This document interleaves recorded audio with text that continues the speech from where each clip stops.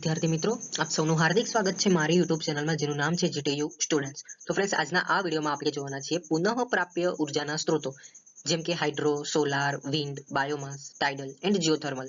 ક્ષમા ચાહું છું મિત્રો, આ વિડીયો થોડો લાંબો થશે, પણ આઈ પ્રોમિસ કે આ આપણો છેલ્લો પાર્ટ છે અને આ બધું જે છે આજના આ વિડીયોમાં કવર કરી લઈશું. આશા કરું છું મિત્રો તમે મારી યુટ્યુબ ચેનલમાં નવા છો તો સબસ્ક્રાઇબ કરી લીધી હશે, અને બીજું કે તમે અત્યાર સુધી જો આ યુનિટ નંબર 10 ના રિલેટેડ ઓલરેડી મેં 3 ટોપિક શીખવાડી લીધા છે. જો તમે નહીં જોયા એ વિડીયો તો જોઈ લેજો, પછી આના ઉપર તમે આવજો. ઠીક છે, તો ચલો આપણે વિડીયોમાં આગળ વધીએ. હાઇડ્રો, વિન્ડ, સોલાર, તો એ બધું સોર્સ ઓફ એનર્જી કહેવામાં આવે છે. બરાબર, આપણને ખબર છે બે ટાઈપની સોર્સ ઓફ એનર્જી છે. એક તો છે રિન્યુએબલ અને બીજું છે એ non renewable. But first of all we want to know what is the energy. Energy એટલે શું, સૌથી પહેલા એ આપણા માઇન્ડમાં ક્વેશ્ચન થવો જોઈએ. અત્યાર સુધી આપણે ઘણું બધું વાંચી ગયા છે કે એનર્જી એનર્જી એનર્જી, બરાબર, પણ vote is the real definition of energy? So, the energy is the capacity of a physical system to perform a specific work. એટલે કે ઉર્જા, બરાબર, શું છે તો કે કાર્ય કરવાની ભૌતિક સિસ્ટમની ક્ષમતા છે એનર્જી. ઓકે, બીજું એ છે કે energy exist in several forms સચ એઝ અ heat, kinetic, mechanical energy, light, potential energy, electrical ઓર અધર ફોર્મ્સ. એટલે કે ઉર્જા જે છે એ વિવિધ સ્વરૂપમાં અસ્તિત્વ ધરાવે છે, જેમ કે હીટ એટલે કે ઉષ્મા, કાઇનેટિક એટલે કે ગતિ, બરાબર, અથવા તો એને મિકેનિકલ એનર્જી પણ કહેવામાં આવે છે, એટલે કે યાંત્રિક ઉર્જા, પછી પ્રકાશ, બરાબર, પોટેન્શિયલ એનર્જી. તો આ બધી જે છે આ બધું એનર્જીમાં ગણાય છે આ બધું. ઓકે, પછી energy is the ability to do work. એટલે કે ઉર્જા જે છે એ કાર્ય કરવાની ક્ષમતા છે. Okay, energy source food B classified as a renewable and non renewable. તો જેમ મેં તમને કીધું કે ઉર્જાના સ્ત્રોતોને આપણે રિન્યુએબલ એટલે કે નવીનીકરણ અને નોન રિન્યુએબલ એટલે કે બિન નવીનીકરણ તરીકે આપણે એને ક્લાસિફાય કરવામાં આવે છે. તો મિત્રો તમારા માઇન્ડમાં બીજો એક ક્વેશ્ચન એવો થવો જોઈએ કે what is renewable energy, what is known renewable energy, બરાબર. તો સૌથી પહેલા આપણે જોઈએ રિન્યુએબલ, પછી આગળ જઈને હું તમને રિન્યુએબલ એનર્જી પણ કહીશ. પણ જુઓ મિત્રો, આમાં નામ ઉપરથી જ ખબર પડે છે કે રિન્યુએબલ એટલે કે ઘડીએ પડીએ આને ઉપયોગ કરી શકાય છે, બરાબર. તો ડેફિનેશન સૌથી પહેલા જોઈ લઈએ કે રિન્યુએબલ એનર્જી એટલે કે પુનઃપ્રાપ્ય ઉર્જા is derive from natural processes. એટલે કે કુદરતી પ્રક્રિયાઓમાંથી આ મેળવવામાં આવે છે. That are replenished constantly. એટલે જેમ મેં તમને કીધું એમ કે આ સતત ફરી વખત પણ વપરાઈ શકે છે, બરાબર. હવે ક્વેશ્ચન હશે કે યાર કોઈ એક્ઝામ્પલ તો આપો તો ખબર પડે. તો જેમ આપણું ટોપિકનું નામ જ હતું, બરાબર, શું હતું? Such as solar, wind, ocean, hydro power, biomass, geothermal resources and biofuels and hydrogen. આ બધા શેમાં આવે? રિન્યુએબલ એનર્જી સોર્સિસમાં આવે, એટલે કે પુનઃપ્રાપ્ય ઉર્જાના સ્ત્રોતોમાં આ બધું આવે. તો વન બાય વન થોડું આપણે ડિસ્કસ કરી લઈએ. પહેલા તો તમારા માઇન્ડમાં આ જ ક્વેશ્ચન આવો જોઈએ કે ભાઈ આપણને સૌથી પહેલા શું દેખાય છે તો કે સોલાર એનર્જી, બરાબર, એ મેઇન છે. તો એવું કહી શકાય કે સૂર્ય જે છે એ ઉર્જાનો પ્રાથમિક સોર્સ છે, બરાબર. સનલાઇટ એટલે કે સૂર્યપ્રકાશ જે છે એ કેવું હોય છે તો કે it's is a clean renewable source of energy. આ પ્રકારનું એકદમ ક્લીન છે, બરાબર, સ્વચ્છ છે. અને બીજું એ છે કે it is a sustainable sources, એટલે કે એને ટકાઉ સંસાધન તરીકે કહેવામાં આવે છે. હવે ક્વેશ્ચન હશે કે સસ્ટેનેબલ સોર્સિસ એટલે શું? તો એનો મતલબ એવો થાય છે કે આ વસ્તુ ક્યારેય સમાપ્ત થતી નથી, પરંતુ તેને જાળવી શકાય છે. એટલે કે it can be maintain because the sun shines almost every day, બરાબર. કેમ? કારણ કે સૂર્ય જે છે લગભગ આખો દિવસ જે છે એ ચમકતો રહે છે, બરાબર. ધેટ્સ વાય એને સસ્ટેનેબલ રિસોર્સિસ કહેવામાં આવે છે. કેમ કે એના કમ્પેરિઝનમાં બીજું લઈએ જેમ કે કોલ અથવા તો ગેસ, તો આ બધા નોટ સસ્ટેનેબલ અથવા તો રિન્યુએબલ છે. તો એનો મતલબ એવું છે કે આ વસ્તુ કે જે કોલસો અથવા તો ગેસ જે છે એ ટકાઉ નથી, નોન સસ્ટેનેબલ એટલે કે ટકાઉ નથી, કે પછી તે નવીનીકરણ એટલે કે રિન્યુએબલ પણ નથી. Once they are gone there is none left. એટલે કે જો તે એકવાર ગયું તો પછી એ પાછું આવી શકતું નથી, બરાબર.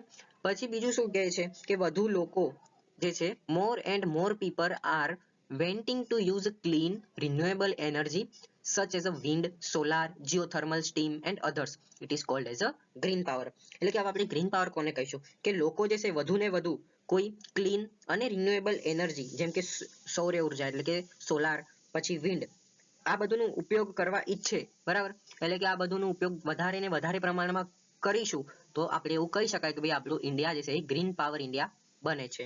તો it lights our house by day, dries our clothes and agricultural produces keeps up warms and lots more. એટલે કે સુરત દાદા જે છે એ શું કરે છે તો કે આપણા ઘરમાં રોશની આપે છે દિવસ દરમિયાન, બરાબર. પછી dries our clothes એટલે કે આપણા કપડાને સૂકવે છે, અને એગ્રીકલ્ચરલ પ્રોડ્યુસ એટલે કે આપણને કૃષિના ક્ષેત્રમાં પણ હેલ્પ કરે છે, બરાબર. તેમજ એ આપણને પણ થોડું ગરમ રાખે છે, અને ઘણા બધા આ સૂરજના ઉપયોગ છે, બરાબર. It is potentially is how ever much large. એટલે કે આ સૂરજની ક્ષમતા પણ જે છે એ બહુ જ બધી છે. ઓકે, આપણે કઈ પણ વસ્તુ કરી શકાય છે.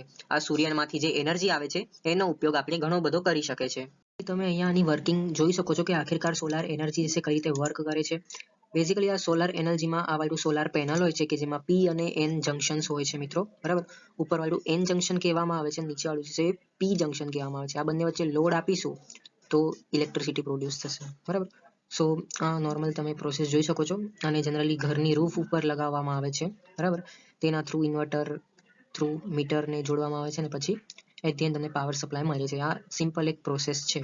તો આપણને ખબર છે કે કોઈ પણ વસ્તુ હોય એના એડવાન્ટેજીસ પણ હોય છે, તેમજ એના ડ્રોબેક્સ પણ હોય છે. તો હવે ક્વેશ્ચન હશે કે હું આના એડવાન્ટેજીસ કેમ તમને ડિસ્કસ કરું છું. તો મિત્રો DDCD માં તમને એવો કોઈ પણ ક્વેશ્ચન પૂછી શકે છે કે ભાઈ નીચે આપેલા મુદ્દામાંથી કયો સોલાર એનર્જીનો ડિસએડવાન્ટેજીસ છે.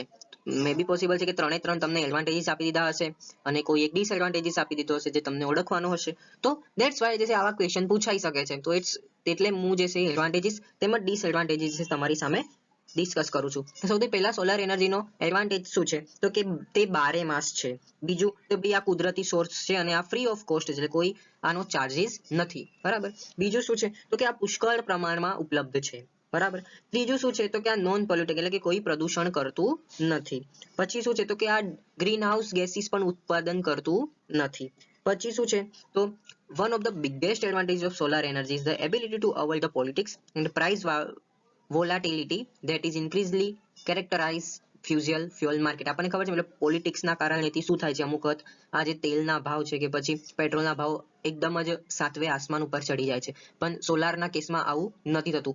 આ આનો બિગેસ્ટ એડવાન્ટેજ છે મિત્રો, બરાબર. પછી શું છે તો કે it doesn't result in the destruction of the forest and ecosystem, એટલે કે આ જંગલો કે પછી કોઈ ઇકોસિસ્ટમને હાર્મફુલ નથી, બરાબર.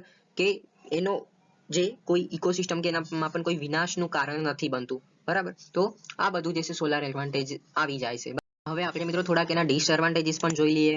ઓકે, તો સૌથી પહેલા આનો મેઇન અને મુખ્ય ડિસએડવાન્ટેજીસ શું થાય છે તો કે આ જેમ આપણું સીઝન એટલે કે ઋતુ બદલાય છે, બરાબર. પછી હવામાનમાં જો કોઈ ફેરફાર થયો તો આ જે છે કામ કરતું નથી, એટલે કે આ બધી વસ્તુ ઉપર આ આધાર રાખે જેમ કે સીઝન અને વેધર, બરાબર. તેથી તેઓ હંમેશા ઉપયોગમાં લઈ શકાતા નથી. બીજું શું છે તો કે આ માટે requires high initial investment. અગર આપણને સોલાર પેનલ બી અગર ઇન્સ્ટોલ કરવું છે મિત્રો તો આમાં કેપિટલ ઇન્વેસ્ટમેન્ટ જે છે એ ખૂબ બધું લાગશે, બરાબર. ત્રીજું શું છે તો કે સોલાર સિસ્ટમ જે છે એ રાત્રે કામ નથી કરતું, બરાબર. પણ હા એક વસ્તુ કરી શકાય કે આ વસ્તુને જે છે આપણે બેટરી બેંક એટલે કે જે પાવર બેંક તરીકે આને આ એનર્જીને આપણે સ્ટોર કરી શકાય કે જે આપણે રાત્રે પણ આનો ઉપયોગ કરી શકાય એવી રીતે આપણે કરી શકીશું, બરાબર. બીજું શું છે તો કે આ solar electricity storage technology has not reached its potential yet. કે સોલાર પેનલ જે છે એ ખૂબ ભારે હોય છે, તેમજ આનું ઇન્સ્ટોલમેન્ટ કરવું એ ખૂબ કેપિટલ ઇન્વેસ્ટમેન્ટ આની માટે ખૂબ હાઈ જોઈએ, બરાબર. તો આ બધા ડિસએડવાન્ટેજીસ છે સોલાર એનર્જીના. મિત્રો રિન્યુએબલ સોર્સ ઓફ એનર્જીમાં બીજા નંબરનું આવે છે વિન્ડ એનર્જી કે જેને આપણે પવન ઉર્જા તરીકે પણ કહેવામાં આવે છે. તો વિન્ડ એટલે કે પવન એ જમીન અથવા સમુદ્રમાં હવાની કુદરતી હલચલ છે. ખબર પડી કે વિન્ડ એનર્જી શું છે. બીજું શું કહે છે કે the wind when used to turn the blades of windmill turns the shaft to which they are attached. એટલે કે પવન ચક્કીના બ્લેડને ફેરવવા માટે જ્યારે પવનનો ઉપયોગ કરવામાં આવે છે ત્યારે તે શાફ્ટને ફેરવે છે. This movement of shaft through a pump or generator to produce electricity. તો આ જે પંપ અથવા જનરેટર જે છે આ શાફ્ટની હારે અટેચ હોય છે. તો જેમ શાફ્ટ ફરશે, બરાબર, તો શું થશે તો કે આ જનરેટર ઉપર એની ઇલેક્ટ્રિસિટી જનરેટ કરશે. જનરેટર શું કરશે તો કે ઇલેક્ટ્રિસિટી જનરેટ કરશે. તો આમ જે છે આ પવન ઉર્જા વર્ક કરે છે. તો મિત્રો આ વિન્ડ પાવર જે છે કેટલું જનરેટ કરે છે તો એસ્ટિમેટેડ કર્યું છે આ લોકોએ 3,02,251 મેગાવોટ, બરાબર.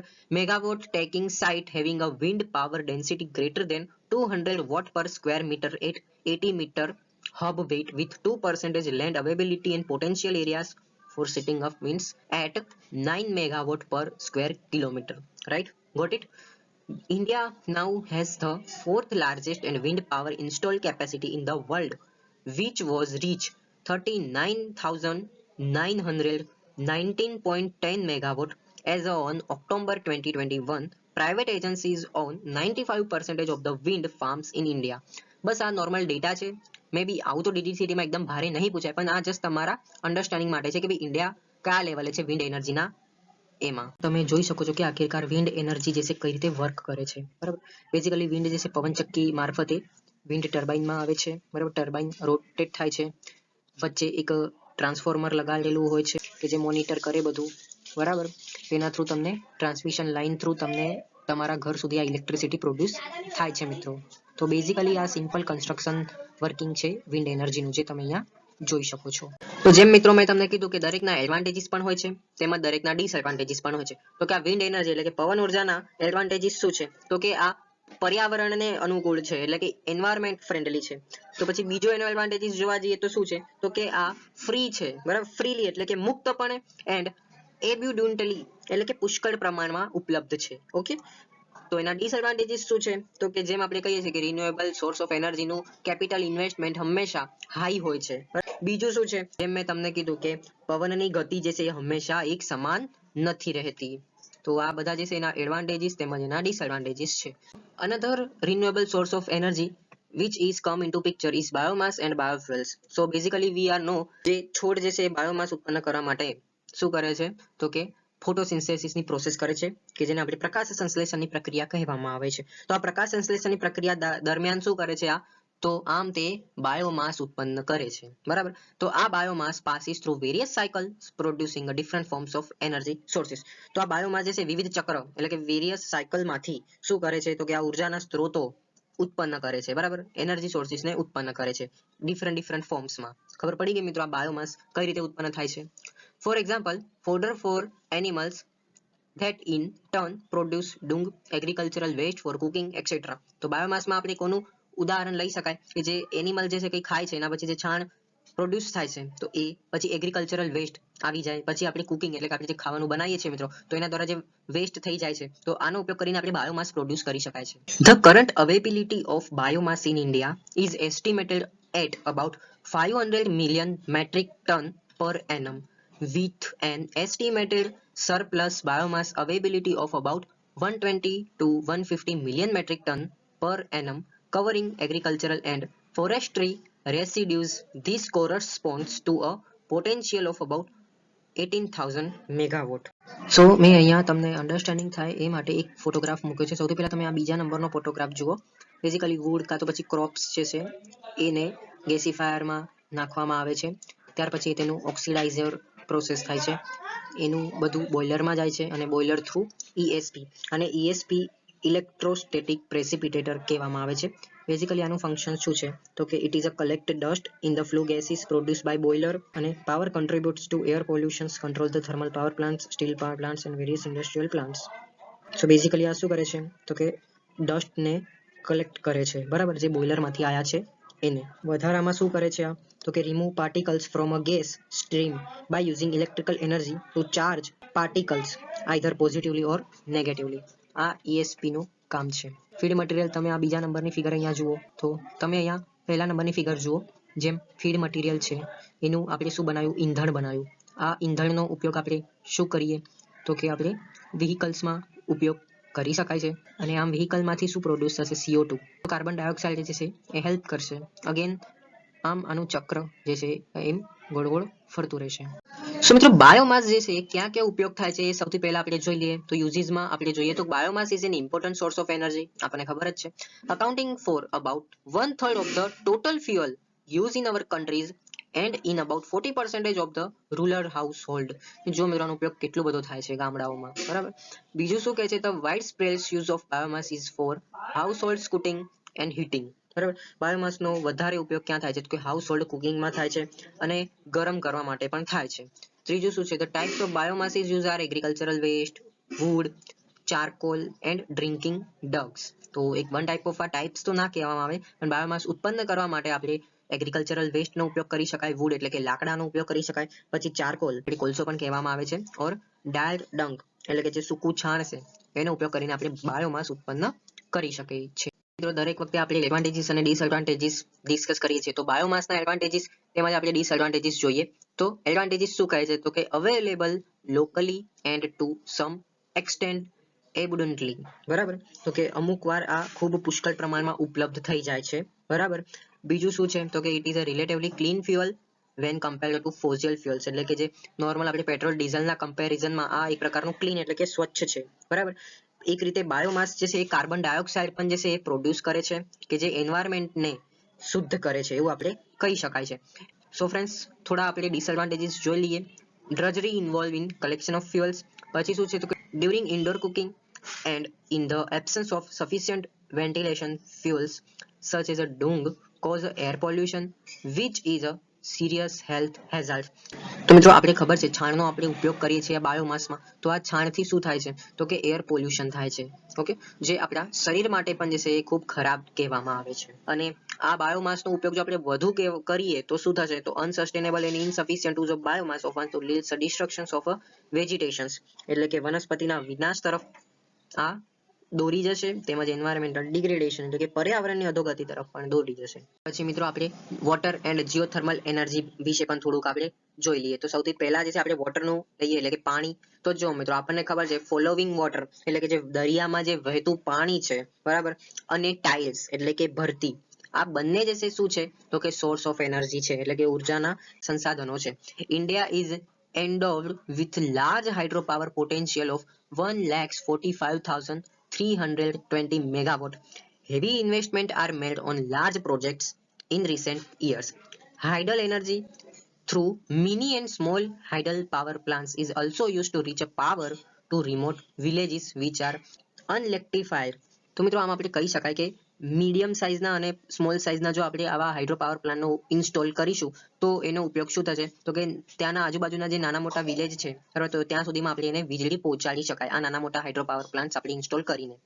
The estimated potential of small hydro power is about 50,000 megawatt in the country. As on October 2021, the installed capacity of small hydro projects up to 3 megawatt amounts of 4,821.81 megawatt. આ just તમારા knowledge માટે છે. ડીડીસીટીમાં આવું તો એકદમ hard નહીં પૂછાવવામાં આવે, ઠીક છે. Advantages of small hydro power as an energy sources. સૌથી પહેલું જોઈએ reliable, eco friendly, mature and proven technology છે. બીજું શું છે તો કે more suited for the sensitive mountain ecology. ત્રીજું શું છે can be exploited whenever sufficient water flows along small streams, medium to small rivers, and also harness abundant sunshine, wind energy, and other bioenergy sources. Then doesn't involve setting up of large dams or problems of deforestations, submergence, or rehabilitations, right? After that, non-polluting, entails no waste or producing of toxic gases, environmental friendly. Then small capital investment and short gestation period. પછી શું છે minimal transmission losses. And then last, with careful planning and adoptions of simplified and standardized designs, SHP installations are becoming increasing competitively with thermal, diesel or gas based power generation. તો મિત્રો હવે જોઈએ ocean energy. તો આપણને ખબર છે મિત્રો મહાસાગરો જે છે એ પૃથ્વીની સપાટીના 70% ભાગને કવર કરે છે અને તે મોટી માત્રામાં ઉર્જાને ઉત્પન્ન કરવાની ક્ષમતા ધરાવે છે. મિત્રો આ ઓશન એનર્જીનો ઉપયોગ ઘણો ઓછો કરવામાં આવે છે.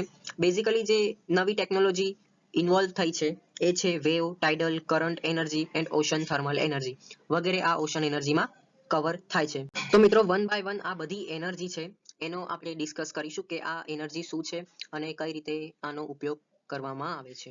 મિત્રો જેમ આપણે બધા ટાઈપ્સ જોઈ ગયા ઓશન એનર્જીના, તો એવી રીતે આપણે ઇન ડિટેલ થોડું જોઈએ. તો સૌથી પહેલું જે છે એ છે ટાઇડલ એનર્જી, કે જેને આપણે ભરતી ઉર્જા પણ કહેવામાં આવે છે. તો બેઝિકલી આ ટાઇડલ એનર્જી જે છે એ ચંદ્રના ગુરુત્વાકર્ષણ બળને કારણે દર 12 કલાકે ટાઇડલ સાયકલ રચાય છે. બેઝિકલી બે ટાઈપની ટાઇડલ હોય છે, એટલે એક તો હોય છે લો ટાઇડ અને બીજી હોય છે હાઈ ટાઇડ. તો લો ટાઇડ એટલે કે નીચી ભરતી અને હાઈ ટાઇડ એટલે કે ઊંચી ભરતીથી પાણીની ઊંચાઈમાં શું થાય છે ડિફરન્સ ક્રિએટ થાય છે અને તેમાં પોટેન્શિયલ એનર્જી હોય છે. Similar two traditional hydro power generated from dams, tidal water can capture in barrage occurs and estuary during high tide and force through a hydro turbine during low tide. એટલે કે જો મિત્રો આ ડેમમાં જે છે ને જ્યારે ટાઇડલ ઊંચી હોય તો બી એ ફોર્સ ક્રિએટ કરીને એનર્જી ક્રિએટ કરી શકે છે, અને બીજું જો લો ટાઇડ હોય તો બી હાઇડ્રો ટર્બાઇનના મદદથી જે ફોર્સ આવે છે તો એને કેપ્ચર કરીને આપણે એનર્જીને જનરેટ કરી શકાય છે. ડોન્ટ વરી, હું તમને એક ફિગરના માધ્યમથી બહુ સરસ રીતે આ ટાઇડલ એનર્જી તમને એક્સપ્લેન કરીશ. So the capital cost of tidal energy power plants is very high due to high civil construction and high power purchase traffic. Obviously મિત્રો વાત છે આપણે અગર ઓશનમાં આપણે કઈ વસ્તુ કરીએ છીએ એટલે કે સમુદ્રમાં કંઈક એનર્જી પ્રોડ્યુસ કરવાની પ્રયત્ન કરીએ છીએ તો એમાં કેપિટલ કોસ્ટ જે છે ખૂબ હાઈ થશે બરાબર. To capture sufficient power from the tidal energy potential the height of high tide must be at least 5 meters એટલે કે 16 meter greater than low tide બરાબર. એટલે કે ભરતી ઉર્જામાંથી જે સફિશિયન્ટ પાવર આપણને જોતો છે બરાબર તો એની માટે ઓછામાં ઓછી હાઇટ 5 મીટર્સ એટલે કે 5 મીટર એટલે કે ટૂંકમાં કીધું 18 ફીટ જેટલી વધારે હોવી જોઈએ. બીજું શું કહે છે કે total identified potential of tidal energy is about 12,455 megawatt with potential location identified at Khambat and Kutch region and large backwards where barrage technology could be used. એ રીતે સમજવા માટે મિત્રો તમે અહીંયા જુઓ આ ફિગરમાં અહીંયા ટાઇડલ એનર્જી મેં તમને કીધું આ શું છે આપણી પૃથ્વી છે આ સૂર્ય છે અને આ મૂન છે એટલે કે ચંદ્ર છે બરાબર. જે મેં તમને કીધું કે આ ટાઇડલ એનર્જી બેઝિકલી ચંદ્રના ગુરુત્વાકર્ષણ બળને કારણે દર 12 કલાકે એક ટાઇડલ સાયકલ રચાય છે બરાબર. સો આ સમુદ્ર પણ જે છે એ ચંદ્રના આજુબાજુમાં જે છે એ વર્ક કરે છે. તમે જો અહીંયા ચંદ્ર છે તો અહીંયા ભરતી છે બરાબર એની ઓપોઝિટ સાઈડ અહીંયા ચંદ્ર છે તો અહીંયા ભરતી છે બરાબર. હાઈ ટાઇડ લો ટાઇડ તમે અહીંયા જોઈ શકો છો બરાબર. સો આ ચંદ્રના ઉપર આ આધાર રાખે છે મહાસાગર બરાબર. સો ટાઇડલ એનર્જીમાં બેઝિકલી શું થશે તમે આ ફિગર ઉપર કન્સિડર કરો તો સૌથી પહેલા આ બેરેજ છે એટલે કે આ ડેમ છે બરાબર. જુઓ મિત્રો હાઈ ટાઇડ જ્યારે હશે તો આ પાણી જે છે એ ઓબ્વિયસલી વાત છે ગુરુત્વાકર્ષણ બળને કારણે ઓબ્વિયસલી અહીંયાથી ઓશન તરફ જવાનો પ્રયત્ન કરશે. અહીંયા આ આકૃતિમાં તમે આ એરો જુઓ બરાબર. સો આપણે આ ડેમમાં શું કર્યું એક આપણે ટર્બાઇન મૂકી દીધું તો શું કરશે જ્યારે આ મોટી ટાઇડ હશે એટલે કે હાઈ ટાઇડ હશે તો આ પાણી આ બાજુથી આ બાજુ જશે બરાબર. આ રાઈટ સાઈડથી લેફ્ટ સાઈડ જશે ઓશન તરફ જવાનો પ્રયત્ન કરશે તો આમ ટર્બાઇન ફરશે બરાબર. આમ ટર્બાઇન ફર્યું એટલે એની ટર્બાઇનની હાથે જોડેલું હશે જનરેટર અને generator will produce electrical energy. Basically જનરેટરનું કામ શું છે મિકેનિકલ એનર્જીનું ઇલેક્ટ્રિકલ એનર્જીમાં કન્વર્ટ કરે છે બરાબર. ધ્યાનમાં રાખજો. સો આમાં ટર્બાઇન ફર્યું અને આપણને ઇલેક્ટ્રિસિટી જે છે પ્રોડ્યુસ થશે બસ બેઝિકલી આ તમે ધ્યાનમાં રાખજો. સિમ્પલ આ ટાઇડલ એનર્જીનો પ્રિન્સિપલ છે. ત્યાર પછી મિત્રો આવે છે એ છે તમારું વેવ એનર્જી કે જેને આપણે તરંગ ઉર્જા પણ કહેવામાં આવે છે. તો બેઝિકલી આ કઈ રીતે વર્ક કરે છે તો જુઓ wave energy is generated by the movement of a device either floating on the surface of the ocean or moved to the ocean floor. એટલે મિત્રો આ વેવ એનર્જીમાં આપણે શું કરીએ આપણને ખબર છે મિત્રો સમુદ્રમાં શું થાય છે તો કે સમુદ્રની જે મેઇન ઉપરની સપાટી હોય છે તો આમ પાણી જે છે ઉછળતું હોય છે બરાબર. તો એના થ્રુ પણ આપણે આ વેવ જે છે તરંગો તો એના થ્રુ પણ આપણે એનર્જી જનરેટ કરી શકાય છે બરાબર. Many different techniques for converting wave energy to electrical power have been studied. Wave conversion device that float on the surface have joined hinge together that bend with the waves. આકૃતિમાં હું તમને બતાવીશ કે આ વેવ એનર્જી કઈ રીતે આપણે work કરીએ છીએ. બેઝિકલી શું હોય છે કે આ જે ઓશન એટલે કે સમુદ્રની ઉપર આપણે અમુક એવા ડિવાઇસ મૂકી દેવાના કે આ તરંગ ગતિને જે છે એ ટ્રાન્સફર કરશે with the help of generator ઇલેક્ટ્રિસિટીમાં બરાબર. તો આમ આપણને કોઈ એક એનર્જી મળશે. બેઝિકલી આ જ એક પ્રિન્સિપલ છે. These kinetic energy pumps fluid through turbines and create electric power જે મેં તમને કીધું એ રીતે બરાબર. Stationary wave kinetic conversion devices use pressure fluctuation producing long tubes from the waves swirling up and down. એટલે કે જેમ મેં તમને કીધું કે વેવ્સ જે છે શું થાય છે અપ એન્ડ ડાઉન થાય છે તો એના થ્રુ આપણે પ્રેશર ક્રિએટ થશે અને એ પ્રેશર જે છે ટર્બાઇનને ફરાવશે અને આમ ઇલેક્ટ્રિક પાવર આપણને જનરેટ કરશે. This moving motion drives a turbine when critical pressure is reached. Other stationary platforms capture water from waves on their platforms. This water is allowed to run off through narrow pipes that flow through a typical hydraulic turbines. The total theoretical potential of wave energy in India along the country's coast is estimated to be about 14,000 megawatt. These are primarily estimates. This energy is, however, less intensive than what is available in more northern and southern latitudes. Okay, got it? મિત્રો તમે આ ફિગરમાં ખૂબ સારી રીતે wave એનર્જીને સમજી શકશો. જેમ મેં તમને કીધું કે સમુદ્રની ઉપરની સપાટીમાં આપણે અમુક ડિવાઇસ મૂકી દેવાના જેના થ્રુ શું થશે ઇલેક્ટ્રિસિટી પ્રોડ્યુસ થશે. કઈ રીતે તો આ બધાના જે વોટર જે છે એને આપણે સી બેલ્ટ પંપ દ્વારા કલેક્ટ કરવામાં આવે છે. પછી આ પંપ પ્રેશરાઇઝ વોટરના થ્રુ એને હાઈ પ્રેશરાઇઝ વોટર ટર્બાઇનમાં ઉપર પહોંચાડી દેવામાં આવે છે અને એના થ્રુ આપણને ટર્બાઇન થ્રુ ઇલેક્ટ્રિસિટી પ્રોડ્યુસ કરવામાં આવે છે. અને પછી જે લો પ્રેશરાઇઝ વોટર જે થઈ ગયું એના પછી તો એને આપણે ફરીથી સમુદ્રમાં ઢાળવી દેવામાં આવે છે. તો સિમ્પલ આવી રીતે વેવ એનર્જી છે વર્ક કરે છે. જે ત્રીજા નંબરનો છે કરંટ એનર્જી. તો એક પ્રકારનો મરીન કરંટ પણ કહેવામાં આવે છે એટલે કે દરિયાઈ ઉર્જા કહેવામાં આવે છે. It is a ocean water moving in one direction. This ocean current is known as a Gulf Stream અને બીજા શબ્દોમાં Gulf Stream પણ કહેવામાં આવે છે. Tides also create currents that flow in two directions. Kinetic energy can be captured from the Gulf Stream and other tidal currents with submerged turbines that are very similar to appearance to minimum wind turbines. બરાબર. Similar to wind turbines, the movement of the marine current moves the rotor blades to generate electric power. આ પણ જે છે શું કરશે તો કે turbine through એ electric power generate કરશે. સિમ્પલ હતું આ કરંટ એનર્જી. પછી મિત્રો ઓશન એનર્જીમાં લાસ્ટ વાળો ટોપિક છે એ છે આપણો ઓટીઈસી કે જેને આપણે ઓશન થર્મલ એનર્જી કન્વર્ઝન પણ કહેવામાં આવે છે. જો મિત્રો આમાં DDCT માં ફૂલ ફોર્મ પૂછી શકવાની સંભાવના છે તો ધ્યાનમાં રાખજો. ઓટીઈસી મતલબ ocean thermal energy conversion. So basically ocean thermal energy conversion અથવા તો એને OTEC કહેવામાં આવે છે. Use ocean temperature difference from the surface to depths lower 1000 metre to extract energy. જો મિત્રો એક વસ્તુ યાદ રાખજો કે ઓશન એટલે કે સમુદ્રમાં જેમ તમે જેટલું અંદર જશો, અહીંયા મેન્શન કર્યું છે 1000 મીટર જેટલું અંદર જશો તો શું થશે, ઓબ્વિયસલી ટેમ્પરેચરનો ડિફરન્સ થશે, બરાબર. જો એનું સરફેસનું ટેમ્પરેચર અને એકદમ 1000 મીટર સુધી અંદર જશો તો એનું ટેમ્પરેચર ડિફરન્સ હશે. કેટલું હશે તો અહીંયા લખ્યું બી છે 20 Celsius can yield usable energy. Researchers focus on two types of OTEC, એટલે કે ocean thermal energy conversion technologies have extract thermal energy and convert to its electric power. Closed cycle and open cycle. In the closed cycle method, a working fluid such as ammonia is pumped through a heat exchanger and vaporized. Okay, this vaporized steam runs a turbine.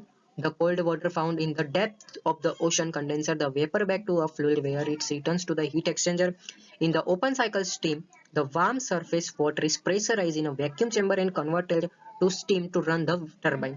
The steam is then condensed using a cold ocean water from lower depth, and ocean thermal energy conversion has a theoretical potential of 1,80,000 megawatt in India, subject to suitable technologies evolutions. તમે જોઈ શકો છો આ OTEC દ્વારા કેટલા મેગાવોટનું generation થઈ શકે છે. પણ આ અગેન જોવા જઈએ ને મિત્રો તો આની કોસ્ટ જે છે બહુ જ વધારે થઈ જાય, કેમ કે સમુદ્રની અંદર એ બી 1000 મીટર સુધી અંદર આ પ્રોસેસ કરવામાં આવશે.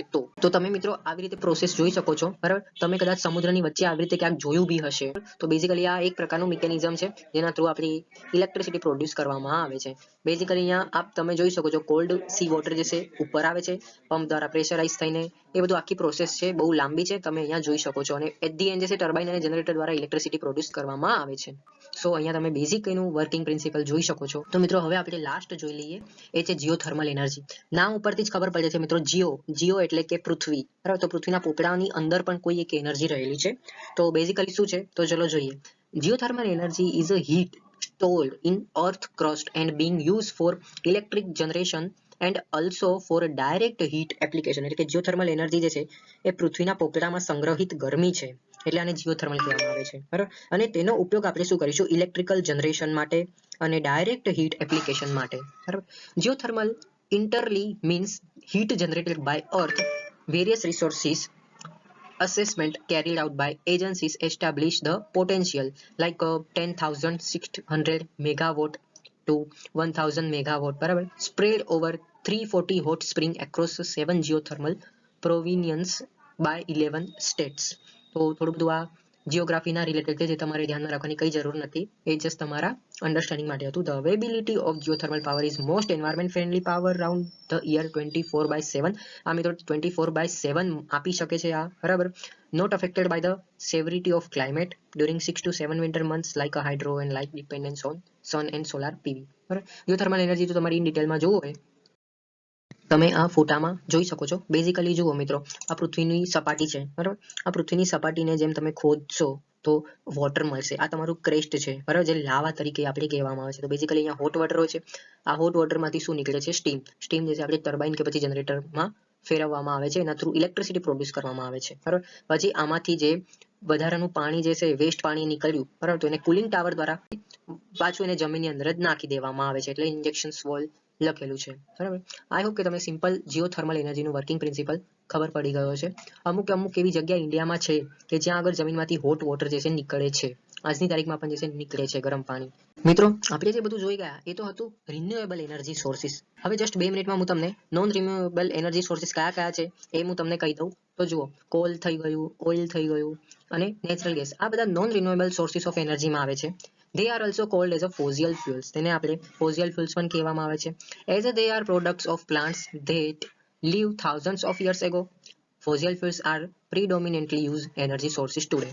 આજે આપણે એનો ઉપયોગ બહુ બધો કરીએ છીએ. કોનો? તો કે fossil fuels, બરાબર. India is one of the largest producer and consumers of coal in the world with estimated reserves of around 361,411.46 million tons as per March 2022 data. Coal supplies around 49.7% of the country's total production of energy by commercial sources. The estimated reserves of crude oil in India stood at 603.36 million tons. India consumes about 194 metric tons of crude oil annually, and more than 80% of it is imported.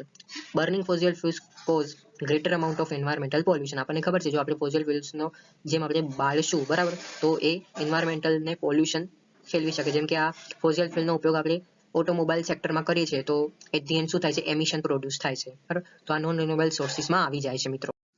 પછી જેમ મેં તમને કીધું હતું કે DDCTના sample ક્વેશ્ચનમાં આમાંથી કયા ટાઈપનો question પૂછાઈ ગયેલો છે તો જુઓ લખ્યું છે which of the following is a non renewable energy sources. Non renewable energy sources કયા છે? સોલાર આપ્યું છે, હાઇડ્રો ઇલેક્ટ્રિક આપ્યું છે, મિથેન આપ્યું છે, કોલ આપ્યું છે. તો ઓબ્વિયસલી આપણું આન્સર થઈ જશે કોલ. ધેટ્સ વાય જે છે તમને નોન રિન્યુએબલ એનર્જી સોર્સિસ મેં તમને એક્સપ્લેન કર્યા છે. મને ખબર છે DDCTમાં એક ટોપિક નથી પણ તો બી મને લાગ્યું તેથી મેં તમને કવર કર્યું છે. તો આ રીતે DDCTમાં તમને કઈ પણ રીતના ક્વેશ્ચન પૂછાઈ શકે છે. બટ